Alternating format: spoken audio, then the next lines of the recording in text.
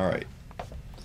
So, a lot of people talk about reverbs, and that's like a thing in the digital age that some people get really obsessive about how the analog reverbs are way better than the digital reverbs. And me personally, I'm not like such a huge reverb user that it's a big issue for me, but I mean, every reverb has its tonality and its qualities, and so one of the things that people really kind of get into are plate reverbs. Now, reverbs, if you're talking about analog reverbs, are built in different ways. The one that you're probably most familiar with is the sound of a church. If you walk into a big open space, that's the reverb of that big space is, you know, a hall reverb or the reverb of a space. And so the churches or stadiums, like, you know, big places, that's one sound. In the context of music, the one that most people are probably most familiar with is spring reverb, which is what you find in the back of your, you know, average Fender amp.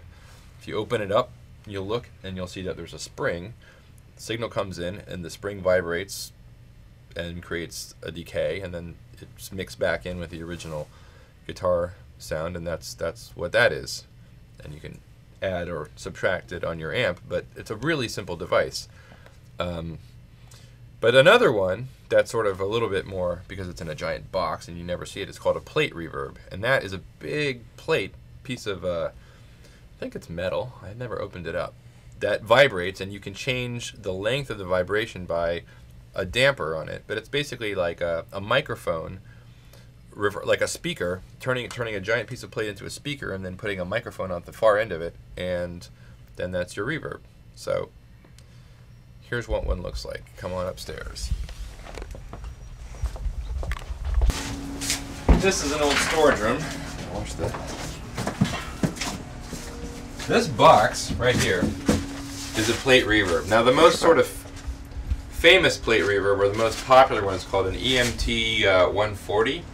This is not that, but you know, don't let brand names be the way that you make your decisions on what you like, because what matters is whether it sounds good, not whether it says EMT on it. This is an Audicon, which I know almost nothing about, except that it sounds really good. And it's a really simple device. You can see it's about 9 feet long, maybe? Just a big box with some electronics in the front. And you look over here, this is the lone control. It just sets where the damper is for how long the decay is. And honestly, these numbers, they're completely, it says 4-second delay time, like, it's not, it's something else. I mean, 1.5, which is the way I usually have it set, it's not 1.5 seconds. It's probably longer than that. But basically, it's right.